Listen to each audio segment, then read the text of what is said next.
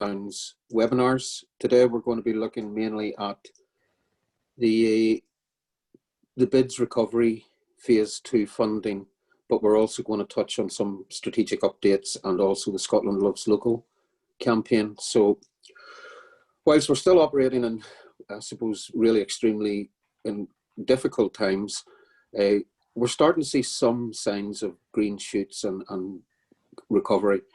I don't know if you've picked up on the retail figures today, but the retail figures are now back to pre-COVID levels, beyond pre-COVID levels, so they're ahead of what the February figures were.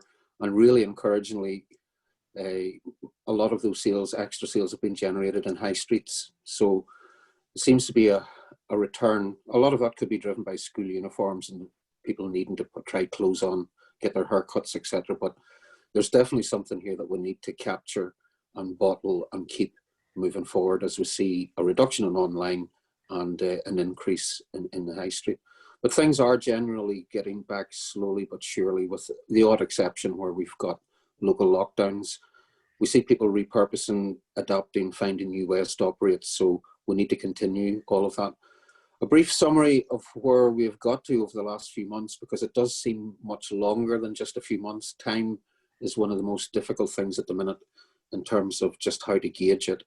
But in April, we kicked off by launching the BIDS recovery, the BIDS Resilience Fund. And that was really trying to get you guys to respond to your local circumstances, to try and help the local businesses through a very, very difficult time, to navigate the complexities of all of the different VAT, grant, tax deferrals, job retention schemes, just to be there to counsel and help and support. So to be honest, I think you've done an incredible job. Ewan and the team are currently working on a report to give back to Scottish Government, just to highlight how successful you were during that phase. And I would like just to commend all of you, because I think, to a man, you literally put yourselves in the shop window, showed your worth, creativity, innovation, determination. You really did roll up your sleeves, and that won't be forgotten. We then moved into the next phase of funding, which was to try and get some support out to those towns that didn't get anything through the BIDS fund. So we, through July and August, Alison and Mary and the team delivered the Towns and BIDS Resilience and Recovery Fund.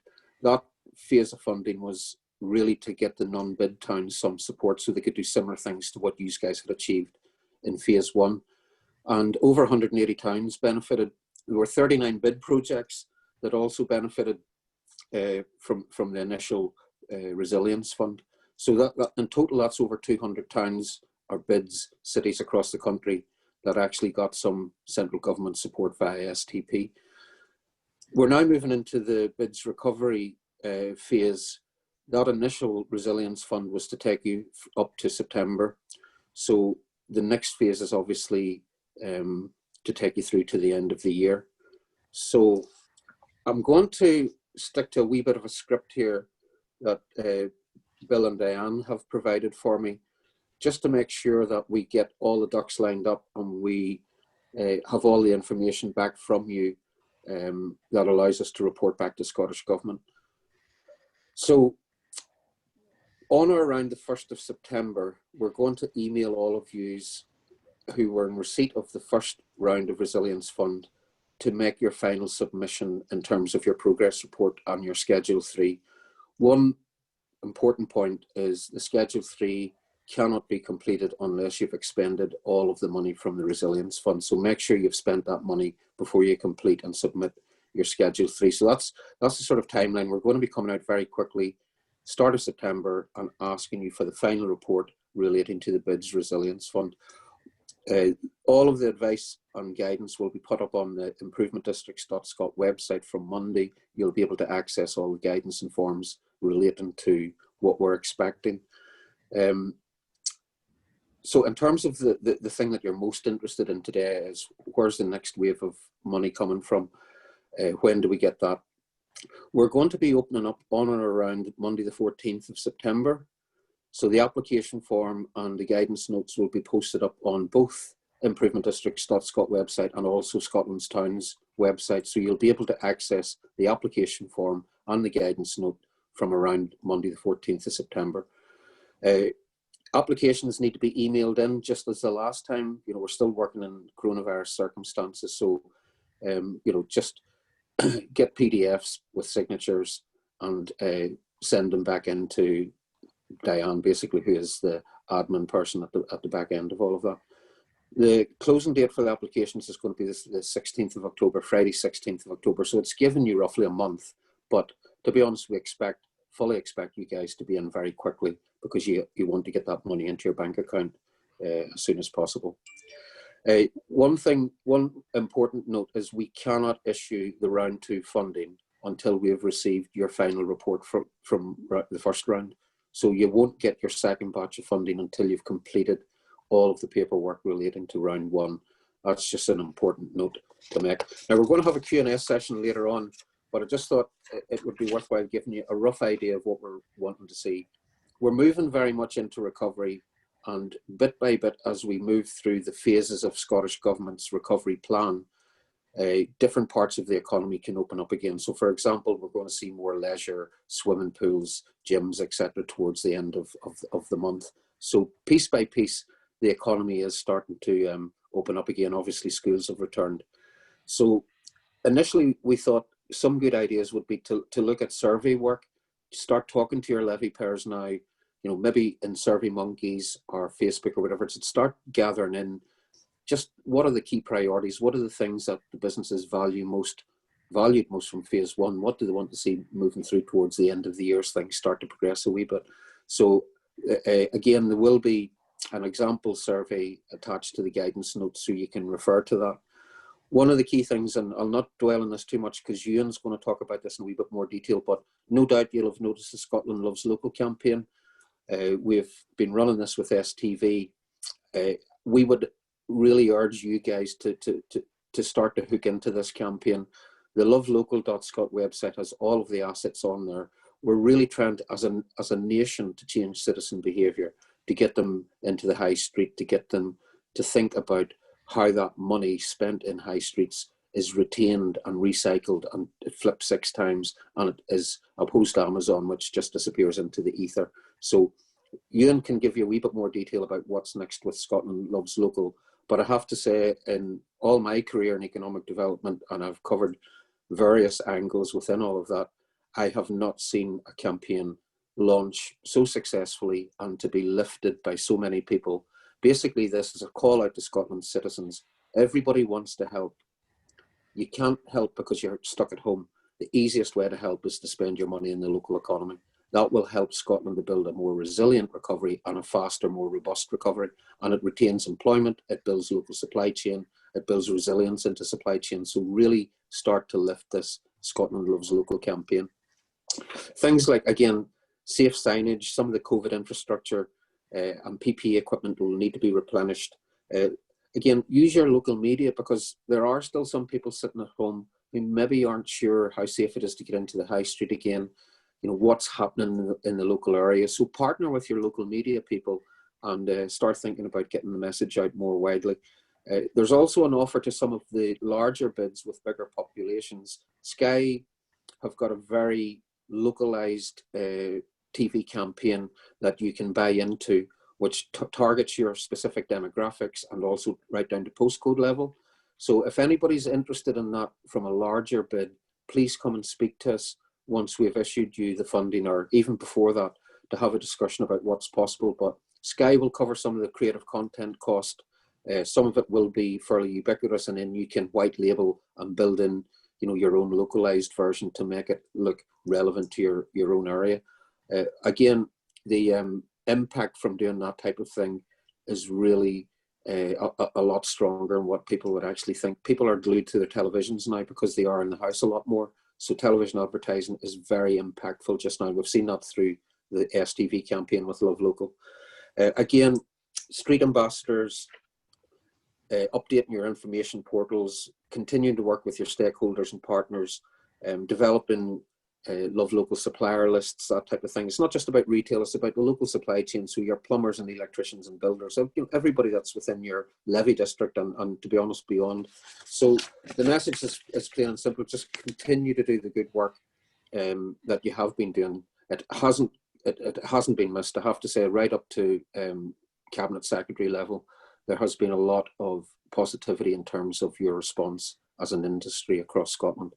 So that's it. I think maybe we'll cover most of it in the Q&A session. So without further ado, I'm going to hand you over to Ewan, who's going to give you a wee bit more in-depth detail around Scotland Loves Local. So Ewan, over to you. Thank you very much, Phil. And I have just a couple of slides to illustrate, maybe bring to life what I'll be saying, and I'm sure it'll be more interesting than looking at me as I go over this campaign. So Alison, if you have them available and you're able to share those slides, then I'll just start going over the campaign. Thank you very much. So first to say, you'll all have been aware, of course, of the launch of Scotland Loves Local, and I know you've all been engaging with that campaign as well, and so thank you very much for that. Just firstly, to give an overview of how the campaign's been going so far. We're now pretty much exactly 1 month in. We launched on the 20th of July, and in the launch week itself, we had 56 items of national and local media coverage of the launch across broadcast, radio, and print media. And so just on the slide, there's a couple of examples of that. But although we've still to run full analytics on the impact of the campaign, there's no doubt that that made a very big impact among the public. And also we've seen on social media a lot of engagement. So the campaign video, or the main campaign video, has been reached over 100,000 people in Facebook in Scotland so far, and our Facebook posts as a whole have reached over 160,000. I think we'll be approaching 200,000 people in Scotland, which is who they're targeted to so far. So over the course of the campaign, we hope to continue to reach larger and larger sections of the public with this message to support local, shop local. We've also received endorsements from across sectors, including elected representatives from across parties, local authorities, enterprise agencies, and Visit Scotland, as well as having the support of sectoral bodies such as the National Farmers Union, FSB, and Scottish Grocers Federation, for example. And finally, we've had a lot of public support, individuals, citizens and businesses commenting on and sharing the campaign messages themselves. So all of that, we feel, has been very positive for the first month of the campaign. And if we can go on to the second slide, Alison, please.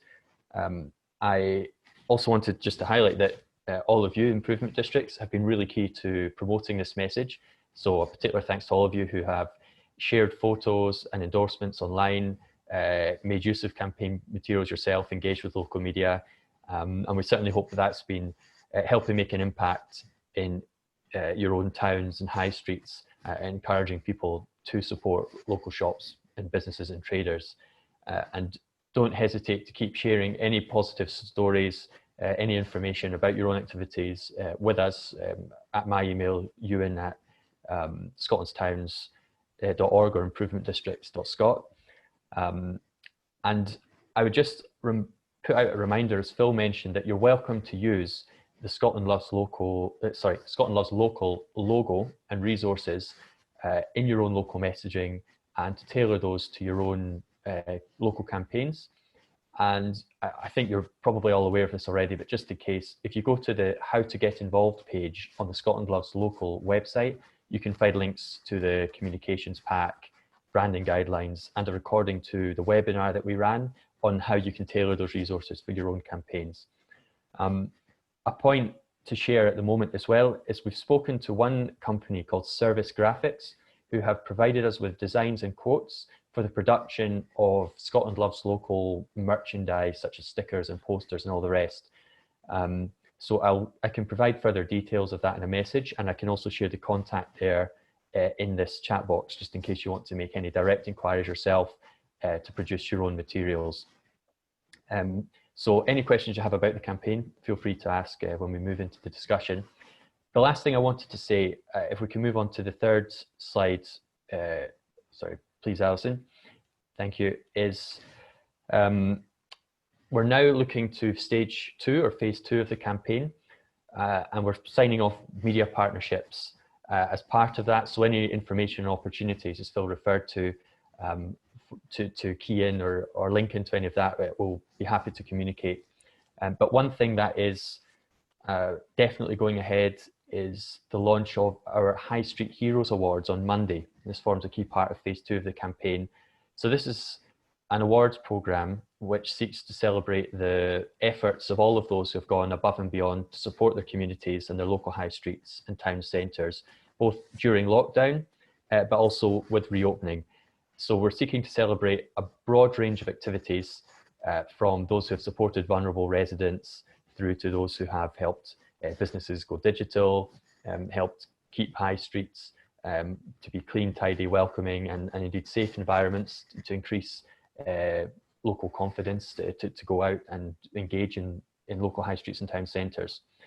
And the competition will launch and open on Monday via the Scotland Loves Local website. I should say that on the slide is what is still a draft campaign image as we're finalising this. So I'd ask maybe not to screenshot and share that at the moment, just in case it changes before Monday. However, that just gives an idea of what the campaign will look like when we launch online. And we expect to have STV, NewsQuest, and other media organisations helping to support that. There will be 3 categories. So anyone will be able to nominate either an individual, a business, or a local organisation. And local organisation can be a business improvement district, local authority, community council, development trust. Applications will be open for 3 weeks until Friday the 11th of September. And then we'll take a couple of weeks to just review those nominations that come in. The intention is that this is not going to be a competition. There's not a public vote to choose winners. We want to recognise everyone who's nominated and fits the criteria of the competition. And we'd also like to select a cross-selection of applications covering Scotland's diverse geography and population to celebrate a few particular applications and help to storytell really as part of the Scotland Loves Local campaign, and just show some of the amazing work that's been going on over this crisis effectively. So there will be more information coming out in a press release on Monday. You'll get the full information, but if you have any more questions, please do let us know. And I would encourage you both to participate, perhaps to consider putting in nominations for local residents or businesses that you think should be celebrated in our High Street Hero. And although we haven't discussed this, I think if anyone would like to nominate themselves, that's absolutely fine, or get someone else to nominate your business improvement district. It would be great to see some business improvement districts nominated, as we're aware of the fantastic work you've all been doing through the Resilience Fund applications that we've seen and all the activity online. So that's all from me about the campaign of Scotland Loves Local, and happy to answer any questions when we get to that part of the agenda as well. Over to you, Phil. Yeah, thanks, Ewan. Okay, before we take questions, we'll have 10 or 15 minutes for questions. Just in summary, so if we think of the phase 2 fund, maybe to preempt some of your questions, we're trying our best to get you somewhere as close to 78% of what you got in round 1. So the rule of thumb will be, we will aim to get you as close to 70% of what you received in the first round as possible. However, that's not 100% cast iron guarantee, because there will be a variety of quality assessment criteria applied. So we need to see what sorts of things that you're trying to do, the progress you've made obviously from phase 1, the nature and size and issues relating to each bid, because they are very different in scale and issue. We'll have to take all of that into consideration. So we will try our best, but by and large, most will end up roughly getting 70% of what you got first time round, and we're hopeful that will take you through to March. Now, to keep it simple, because I mean the last thing we want is loads of paperwork flying about, the progress report that you've already submitted halfway through the process, all you need to do is to add anything that's happened since then up until now, just add it in red, through that report. So just add a line here and there with the things that you've been doing more recently to keep it nice and simple.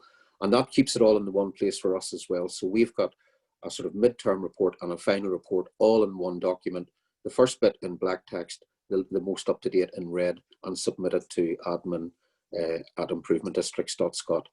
Try to get that done as quickly as possible. So that's the sort of fund in terms of summary. Opening date with guidance and application 14th of September, closing date 16th of October. I would be surprised if we didn't see most of the applications in before the end of September. That will allow us to get as much money out as quickly as possible. And the process will be exactly the same as the last time. STP will look at the quality of the applications, will apply our own knowledge of each individual bid. We will then make a series of recommendations to Scottish Government who are providing this money, and we'll ask them for approval. And there'll be some dialogue between ourselves and colleagues in Scottish Government before the final approvals are made. But we aim to get that money out into your bank account as soon as we can in October to make sure that you've got continuity and sustainability. So that's the fund in summary. In terms of the guidance note that we issued a few weeks back in terms of updating the current guidance, a lot of people have come back asking about levy collection. So we are expecting you to have entered into a dialogue with the local authority in terms of what you want to do around levy collection. There's a very mixed piece across the UK. For example, Northern Ireland, their bids, I think there's 9 bids in Northern Ireland, they are basically issuing 100% invoices for 8 months because the Northern Irish government actually had a rates holiday for the first 4 months of this financial year. So they've taken a pragmatic approach to say, right, if people weren't paying rates, we shouldn't be asking them to pay the bid levy. We're just going to ask them to pay for the next 8 months. So that's the situation, 100% in Northern Ireland. Across England, it's very, very mixed. Some are issuing 25% discount on 12-month invoices. The vast majority are actually just issuing full 12-month invoices at 100%. Truth be told, most are just issuing out invoices and hoping for as much collection as possible. In Scotland, we've done a wee bit of survey work, and again, we'll have to keep this anonymous, but roughly a third that we've spoken to, a third of our bids that we've spoken to are looking to do the same, issue 12-month invoices at 100%. So let's just issue the invoices, no discount. Some are offering 10%, some are offering 20%, some are offering 25%. To be honest, I think this will be a question that comes in. The legislation is English. It's from the UK Parliament, so it's not a devolved matter for Scottish Government. So when we got extensions to renewal ballots, that type of thing, you know, that was in line with the changes that had been made down south. So the technical position, if you wanted to be 100% on the right side of the law, is that you should issue 12-month invoices. Now, it all depends where you are in your invoicing cycle, but if you work on a financial year, you know, April to March, you should issue 100% invoices with no discount. What you can then do as the bid is to let the businesses know that you're offering some sort of grant relief. So it keeps everybody 100% legally correct. It's a wee bit more convoluted, but it means you don't have to carry out an alteration ballot. There's been a lot of stuff on TCM and BidsBase and UK Bids and Bids Foundation and all these people saying the statutory instrument doesn't allow you to afford discounts. And technically that's correct, but I mean, we're in very unusual circumstances, and the only risk in that is one of your levy payers deciding to take the council to court because they were offered a discount. You know, it would be a lunatic that would do that.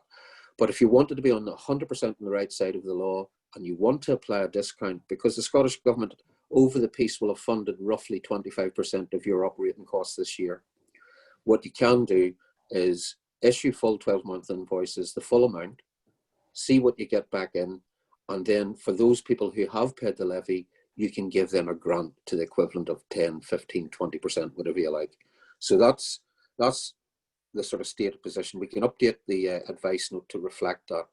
But Scottish Government were quite happy that the concept of realising how challenging the circumstances are, how unique this particular COVID crisis is, and how difficult it's been for businesses just to stay alive, that some form of discount would be a very strong and positive message from the industry. So even if you do intend to issue, you know, 100%, you need to send out some sort of covering correspondence to explain why you're doing that and the value of the work that you've done. I mean, to be fair, you can justify that because you have been helping so many businesses, not just levy payers, but non-levy payers in surrounding towns. You've been phenomenal during this crisis. So I think there's a justification to ask for the full amount, but just being realistic, you might win a lot of favour by offering some form of discount via a grant scheme or some sort of payback once you've collected the money in. But we'll see. As I said, it's very mixed across the UK. There isn't a homogenous position, and that's why ultimately it's a decision for the bid and the local authority at the local level. Ultimately, the legal fallback is on the local government as the competent statutory authority over the bid. So if there was to be a challenge, it would be to the local government, not to the bid company, but to the local government. So we need to make sure that anything we do has got the full endorsement and agreement of our local councils. Right, could hand it back to Ewan because he's always good at curating the Q&A sessions. He can pick the hardest questions and I'll answer them and give me the easy ones. Well, we don't have any chat box questions, but I would invite, if any of you have a question, if you'd like to either indicate in the chat box or raise your hand, I can keep an eye out if anyone would like to really ask about anything that's been discussed so far in the meeting, or just you have any thoughts or observations you'd like to share as well.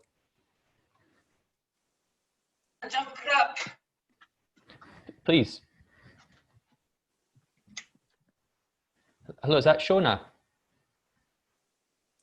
Oh.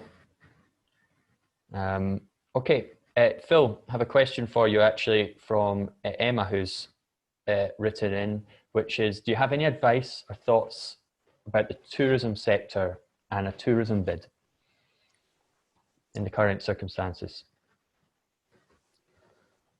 Tourism and hospitality have been very badly hit. I don't know, I mean, what's the specific question in relation to? I mean, is there a specific angle to it? Is it to develop a new concept, or is it implementing an existing concept? Is this Tweed Valley? I believe so. Emma, if you'd like to add any additional thoughts as to what you would like feedback on, that might just help Phil have a bit of a steer. All right, okay. Yeah. Okay, to be fair, the tourism bids have been really, really fantastic in terms of their innovation. The whole concept of the T-bid, I think, is great, bringing together a sort of highly distributed network of different attractions, hospitality venues, and just creating it into one big sort of concept type thing. It just gives you more bang for buck. But these have been the businesses that, to be honest, even beyond retail, have been impacted more heavily. So it's going to be very, very difficult. What I would suggest to Emma is to make a special case as part of her phase 2 application. And I would say the same to Moray Speyside Tourism and Inverness Loch Ness Tourism bid. I think we have to give special consideration to those bids because they have been impacted much more heavily than the others. So we might be able to bend a wee bit of extra money that way. Just on, again, it'll be based on the quality of what is being proposed, but there has to be a recognition that hotels are not opening up fast. The hospitality sector is struggling. Not a lot of people are coming out. Although Monday to Wednesday, I've got good feedback. Lisa and others have said the Eat Out to Help Out seems to have been working reasonably well. But that's really a concentration on the Monday to Wednesday market, which was always the quiet time. But it seems to be taken away from the Friday, Saturday market. So people are basically not making additional journeys. They're just using the discount and going out at a different point in the week. But saying that, it has been one of the things that Rishi Sunak has implemented that seems to have gone down well. In terms of lobbying for that, I think we need to go to the Secretary of State and basically say this has been a fantastic program. Could we have this for another month? Just especially for places like Aberdeen, which have not had any benefit from it because of the local lockdown. I think Aberdeen would really benefit from having that through September. So in summary, Emma, beg for more money. Thanks very much, Phil. And any further thoughts on that, Emma, please do feel free to share. We've got several more questions in, so I'll relay those, Phil. I just want to take one firstly directly from Adrian Aberdeen Inspired, which is, the Scotland Loves Local campaign, does that include cities? Is it just towns? And I would just say absolutely. I think for us, it applies, in fact, to any community. So that is city centres and neighbourhoods and high streets within city areas, towns, town centres, but even smaller settlements. It's really encouraging people to support what is their local community, their local retailing community hub. And so we're trying to just make that as broad and as varied as possible, and encourage people in whatever kind of settlement they are based in, just to draw on those resources within your local messaging as you best see fit, because you know your local circumstances better than anyone. And any questions or queries about the campaign or ways we can help more, please just get in touch. So I hope that helps to answer that a little bit. Okay, so Phil, a few, one from Nairn Pearson, which is, when will guidance on the Bid Resilience Fund Round 2 be made public if applications open up from the 14th of September? So would it be the same, I'm assuming the intention would be maybe the same day, or would we be wanting to get that out any sooner? Well, to be fair, Bill and Diane have already completed the guidance and application forms, but it's still with Scottish Government for final sign-off. As soon as we've got sign-off from SG, we will put it up live, and we'll send an email out just to alert everybody that it's up and live on both towns and improvement districts platforms. So I would like to get it out just slightly in advance of the fund opening to give people a wee bit of time. But to be fair, there's nothing there to hold back on. I mean, basically, I've roughly told you the sort of ideas that we're looking for: recovery focused, moving into the next phase, being cognizant of the different parts of the economy that are going to open up next. Talk to your businesses, survey them, think about maybe doing some footfall counters so you can measure progress over time, partnerships with local media. So again, it's going to be fairly similar to the first phase, only moving towards more of a recovery focus. But let's say we'll aim to get it out the middle of the week before the 14th, whenever the fund goes live. And I have a question from Grant Stewart, which I think relates to the point you made about the need to have spent all of the round 1 money before applying for round 2, which is, what happens if you have earmarked some of the round 1 money to a project that would start after the end date, I think, of the round 1 of the fund? I don't want to get into the level of detail. I think that's something we could take with Grant offline, but if it's something that's legally committed, it's more or less spent. So I would just say put it down in your Schedule 3 as it's spent. But if it's just something that's been talked about, I think we're on tricky ground. We really need to have a clean break between 1 and 2, and the paperwork. It's really for Scottish Government's purposes for audit trail. But we could speak to Grant offline regarding that to go through the specifics. But legally committed is spent, as far as I'm concerned. I mean, these aren't huge amounts of money.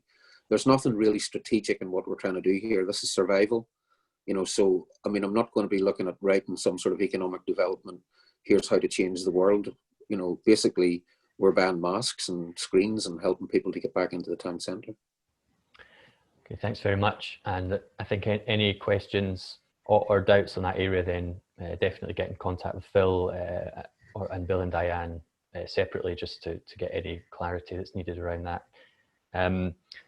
So from Tony Lanson, when will developing bid campaigns be restarted? Perhaps not until 2021? It's a question on that. I don't know if you have any insight on that at the moment, Phil. It's a very mixed picture. Some of the developing bids were actually so well developed, and they had strong steering groups, and they had plans in place, and they were maybe just about to go to ballot whenever this landed. They were actually in a position to help with resilience. So whilst they didn't benefit from that particular fund, we were able to repurpose their seed corn fund. So there's been some cases where developing bids have been able to use their existing seed corn resource and redeploy that. We got approval from Scottish Government on a number of cases to do that. In terms of, some of the developing bids are gently still taking their projects forward. Where they have deployed their seed corn for a resilience or a recovery activity, there's an undertaking from Scottish Government to replenish that. So we would be looking at topping that money up again, because they've been using it for other purposes. Realistically, again, because I'm still trying to argue on behalf of bids that are facing renewals. So St Andrews and Falkirk and Aberdeen and a few others who are going to be in early 21 or spring, summer 21 seeking renewal of their mandate. We're still lobbying heavily. CHLG and the Welsh and Irish lobby are right behind us. So there's a Four Nations lobby saying we would like to see that extension moved out to at least September 21, but preferably March 22. So give us another year, because realistically, until there's some form of vaccine, and that's not going to be delivered anytime soon, even if we find one tomorrow, it's not going to be implemented for another year. How do you carry out a renewal? You know, it's going to be really, really difficult. And yet, never at any point in time have bids been needed more, and never at any point in time have bids actually delivered more. No, these are really strange times where, you know, we just wondered what was going to happen. And I have to say the bids have been the conduit at the hyper-local level to get things happening. And there's a recognition even at local government level, never mind national level, that bids are actually more valuable than what we thought, genuinely more valuable than what we ever thought, because they've been doing so much. They've been ambassadors, they've been compassionate, they've been creative, and they've just got on and done it without moaning. You know, they've just done it. So again, in terms of putting yourselves in the shop window, guys, you've done more than that. You know, you've created a fantastic message to the Scottish Government about how hyper-local structures are needed moving forward. But in short, Tony, I cannot see any sort of, we need to discuss this in Scottish Government, because there may be ways, and we're talking about it at the UK level as well, there may be other ways where some form of ballot could be done, you know, remotely online, but there's not an appetite just now. I think you'd be into summer next year before we could see a physical renewal ballot or bid ballot take place. Thanks very much, Phil. Another question posed is from Nairn, but there's a bit of discussion about this in general in the chat box, is around, is it worth thinking about some form of collective lobbying or position from either individual improvement districts come together, or SIDS even, to extend EAT Out to help out, something that I think several business improvement districts are interested in. I don't know if you have any thoughts around that at this stage, or it's just something to go away. Again, I think every bid potentially can benefit from this, every bid. So if the bids are happy, what we will do is send a letter to the Secretary of State on behalf of the entire industry saying, here are 39 business improvement district projects across the country. Here are some that have repurposed their seed corn to help with resilience. We think Rushi is brilliant, and all he needs to do is give us another month or two. That's great and succinct. There's been the only other thing there's been discussion on at the moment is the reintroduction of local authority parking charges. Just a few of the business improvement districts sharing their views, and Tony was asking about that. Yeah. So I think that might be more of a question of everyone sharing what their experiences have been on the ground. But if you have any thoughts on that topic, Phil, welcome. It's something Scottish Government cannot intervene. We cannot go down to local level and tell them to put parking on one street or not put. You know, these are local conversations, and I think you need to lobby your local politicians and get your business lobby behind you. I think it's pretty irresponsible of councils to put in parking charges given the current circumstances. I think you need another grace period of encouraging people back into the town. You've seen lots of high streets actually physically being shut off to cars to encourage active travel, which is great. But people still feel a wee bit uncomfortable, a wee bit insecure. You know, more elderly people who have been shielded probably feel more comfortable if they can take their car closer to the town. We shouldn't be putting barriers in front of that by, you know, charging. Take a good example from Paisley, which is the 3 for free. You know, and again, I don't want to just give one statement that everybody runs away and uses, because every single set of circumstances when it comes to parking is different. You know, you've got places where people dump their cars all day and jump trains, and means that no shoppers or people can get into the town. You've got high streets where the only people who park are actually the shopkeepers themselves, and then they mump and moan about it. You know, customer can't get stopped. Why? Because you've parked outside the shop. See you later. So, you know, I cannot get involved with minutiae like that. You have to just discuss it locally and come up with a solution that works best locally. But I think it would, and councils are under extreme pressure. You have to bear that in mind. Local government have come out of over a decade of austerity. You know, the economic development services are the things that tend to have been cut the most, and there are budget black holes everywhere. So, you know, parking seemed to be a cash cow. But my argument, and this is part of the more strategic national review that's running in parallel to everything that we're doing, is one of the things up for discussion is, should we not be putting parking charges on edge of town and out of town retail parks and making the town centre car parking free? You know, should there be an environmental tax because people are having to drive longer distances to get to the retail park as opposed to the town centre? So these are the sorts of discussions that hopefully post-November, whenever we get the new town centre action plan, which is relevant to cities and small towns, etc. These are the sorts of debates that we need to have, because car parking is always a very, very complicated and complex issue. But I think you need to deal with it locally, Tony. It's not something Scottish Government, and not even something STP would want to get involved with, to be honest, because what works for one place doesn't work for another. It needs to work for everybody in that place. Thanks, Phil. Well, I think all the topics that have been raised in the chat box you've addressed. So if no one has anything additional to ask, then there's a couple of last things I would just say about High Street Heroes, and then maybe pass off to you if you have any final comments, Phil.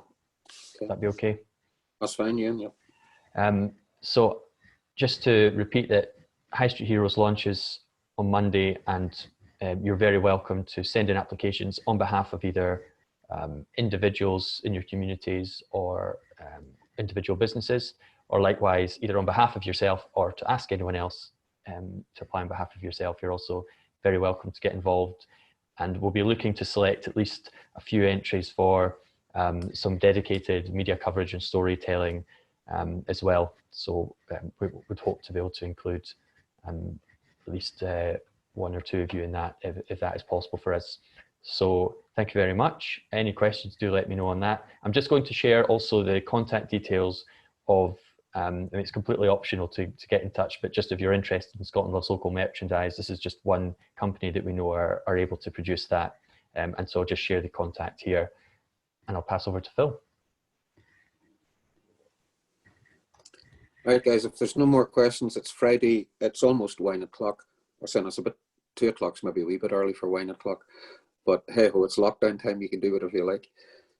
What I would say is you're going to be having difficult conversations with your councils about levy, and these are conversations we've never had before.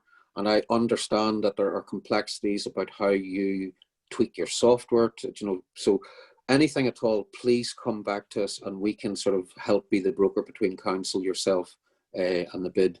I do expect some of these conversations to emerge over the coming weeks, but by and large, continue the good work. Look forward to knowing that there is more recognition of the work you've been doing, and you will get more money coming in October. That should take you through to March. We just need to hope and pray that, you know, we continue on the trajectory of eradicating the virus from Scotland, not eliminating it, but eradicating it, getting completely under control before we hit the winter season, and just hope that all of our efforts continue. We continue to be safe, we continue to be optimistic.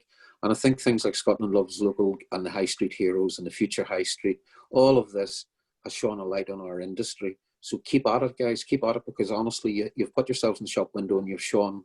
So just keep going, be optimistic, and we'll get through this together by and large. So meantime, have a good weekend. Thanks for joining, everyone. Have a nice weekend.